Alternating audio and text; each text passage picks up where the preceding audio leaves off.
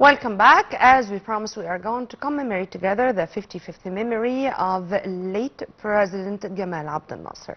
To shed more light on Gamal Abdel Nasser's legacy and his role in 1952 revolution and being the president of the Egyptian Republic, witnessing a number of vital turning points in our modern history, we are very much delighted to have with us via phone His Excellency Ambassador Mohamed Shazly, former Assistant Foreign Minister. Thank you very much for being with us, sir, and a very good morning. Thank you very much for giving me the chance to speak on this great memory. Okay, sir, let's start immediately with your vision regarding Gamal Abdel Nasser.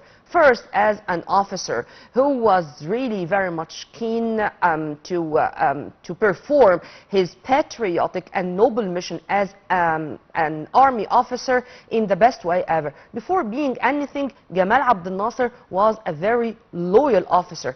If you agree with me on that, and if this was the turning point, or was, let's say, the main issue or the main keyword of his personality to be Abdel Nasser, whom we now know?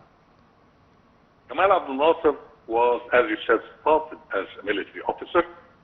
He showed his distinction as a military man in the War of Palestine in 1948 and the heroic stand of the Egyptian army in the Battle of Fallujah. Yeah. He has been respected and admired by all those who fought side by side with him, and he has left a mark on the Egyptian military history. Well, sir, also regarding Abdel Nasser's way regarding a number of international issues. For example, returning back to Africa in a way that Africa, our strategic depth, became part and parcel of our national security in general, regarding our way to look at the Suez Canal Authority as ours, to nationalize it despite all the challenges in front of him. How do you see Abdel Nasser's courageous, let's say, decisions as a president of the Egyptian Republic? You know, I would hesitate very much to call Abdel Nasser a president. Abdel Nasser was a leader. There's a big difference between just being a president and a leader. Abdel Nasser left a mark on the history of Egypt. In fact, he left a mark on the history of the whole world. Abdel Nasser saw very realistically that unity is power and independence is power. Therefore, he reached with his hands across oceans and across continents, southwards to Africa, eastwards to the Arab world, and westwards to Latin America, and eastwards to Asia, and even northwards to Europe, with his rapprochement with Tito and Yugoslavia, a European country. He understood that having a bloc of the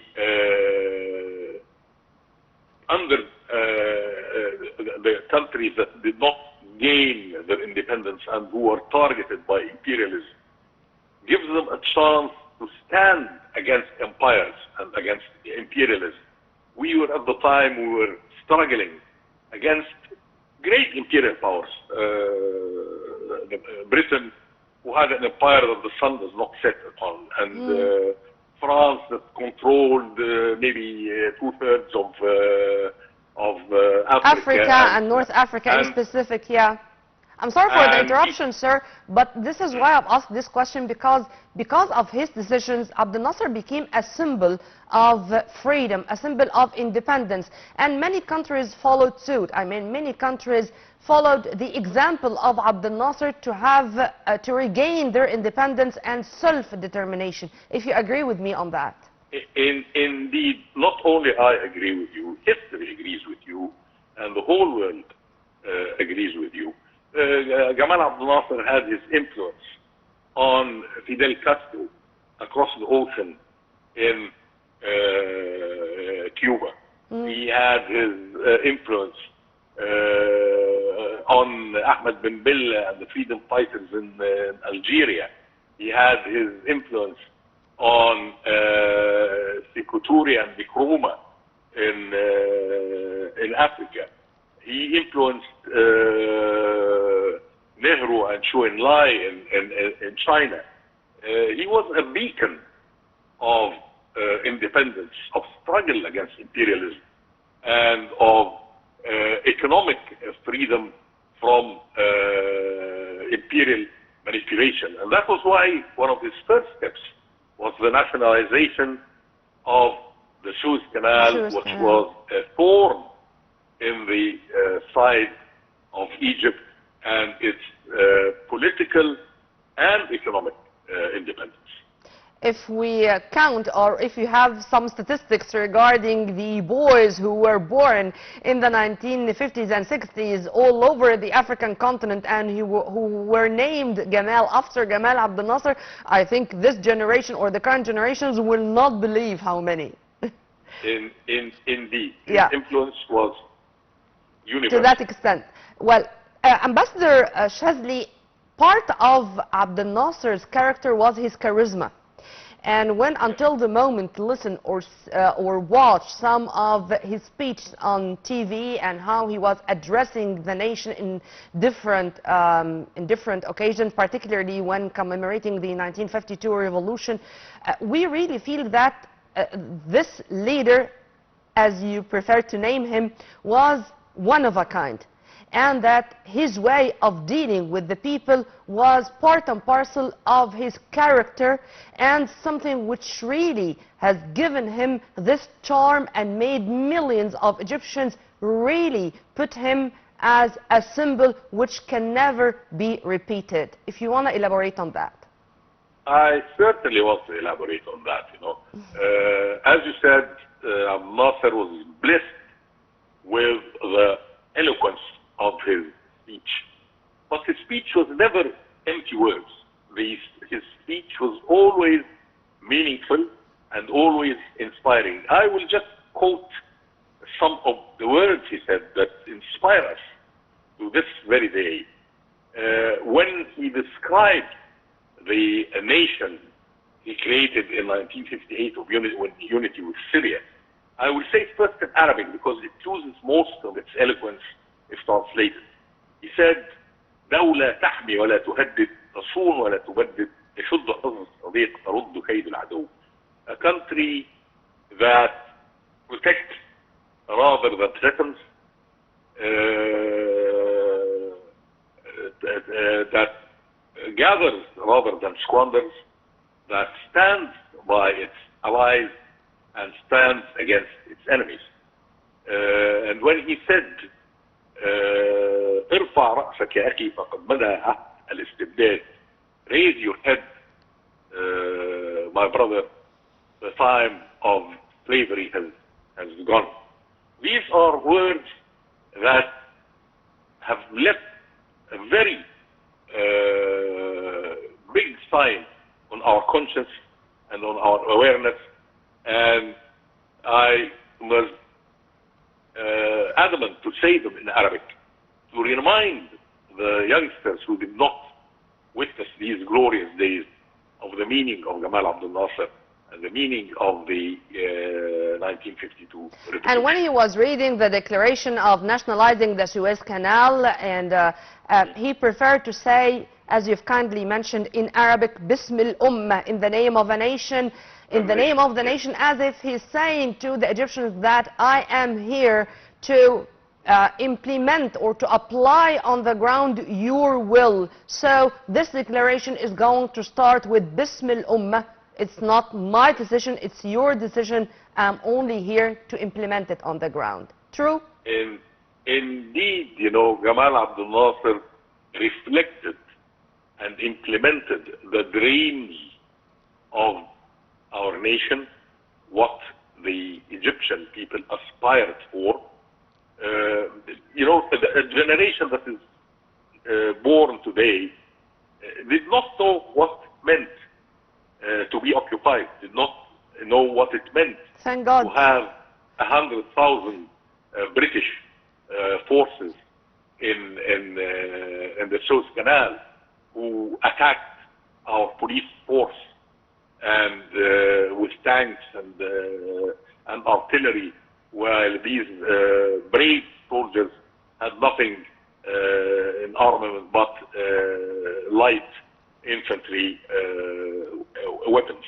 Yeah. They did not know what it was when the British tanks surrounded the Abdin Palace and forced the king to sign and impose a government headed by somebody the British chose. And they did not witness the massacre in the security headquarters in Ismailia, for example. But we do celebrate the 25th of January as our police day because of what you're saying, sir. But, sir, I'm really happy that you mentioned Abdel Nasser as one of the officers who participated in the 1948 war, and he was one of those who were trapped in Al-Fallujah. Let's imagine together, we are continuing what he started regarding defending the Palestinian cause. And only yesterday, or in the past few days, we are witnessing some positive results with Western countries recognizing a Palestinian state and declaring that they are going to have diplomatic ties with the Palestinian state and saying that the two-state solution is the only way to achieve peace in the Middle East. How do you see the recognition of Palestinian state by many Western countries with the Egyptian intensive diplomatic efforts to urge them to do so on the ground and to adopt the two-state solution as the only way to achieve peace in the Middle East? Let me tell you something.